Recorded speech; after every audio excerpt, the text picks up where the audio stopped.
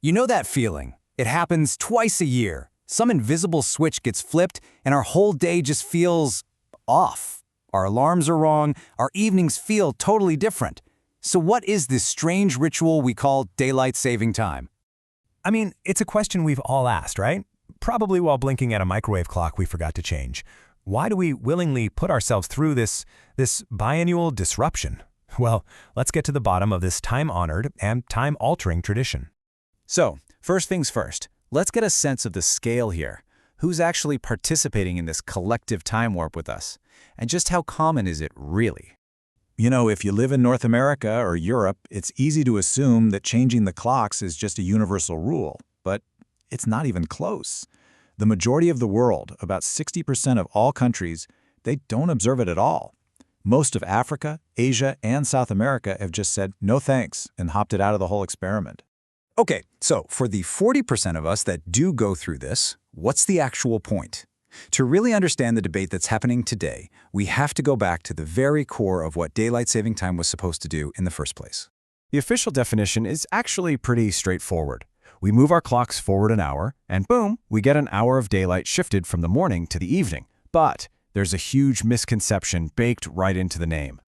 Let's get one thing straight. The name daylight saving time is, well, it's kind of a lie. We can't actually save daylight. We can't bottle it up or magically make the day any longer.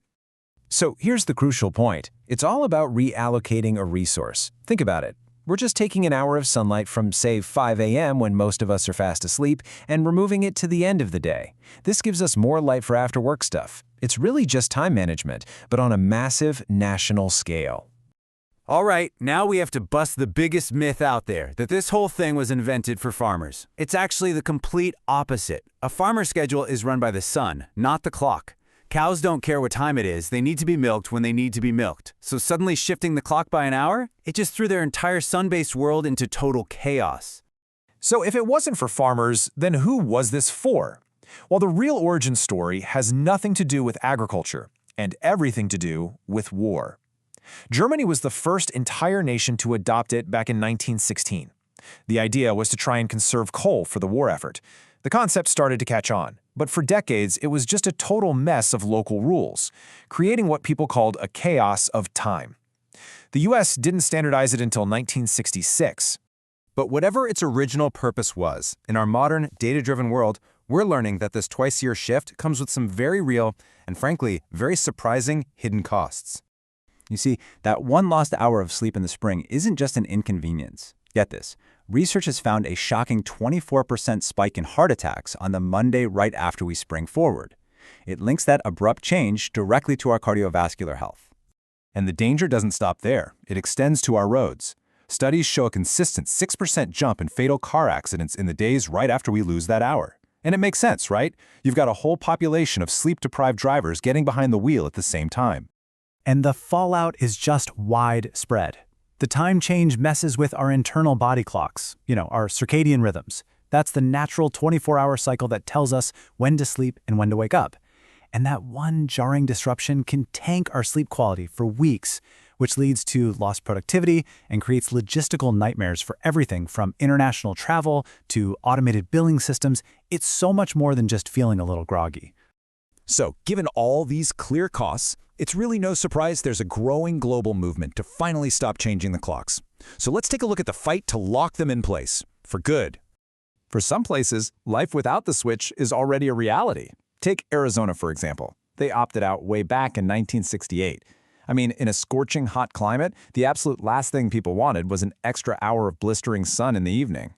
And for Hawaii, being so close to the equator, the length of the day just doesn't change enough over the year to even make a difference. And this brings us right to the heart of the conflict today. Polls show that a huge majority of people want to end the clock changes. The real argument, the one that's holding everything up, is about which time zone we should adopt permanently. So you've basically got two main camps. On one side, you have permanent standard time. This is the one that sleep experts and medical societies are pushing for. They argue it aligns our body's internal clocks with the natural light of the sun, which is just better for our health. Then on the other side, you have permanent daylight saving time. This one's championed by retail and tourism industries. Their argument is that an extra hour of evening light encourages people to stay out later, to shop, to do more recreational stuff. But we've tried this before.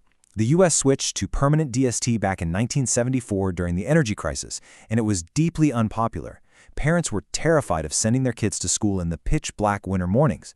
So after more than a century of this whole experiment, here we are, standing at a crossroads, and we're facing a really fundamental question about how we want to organize our lives.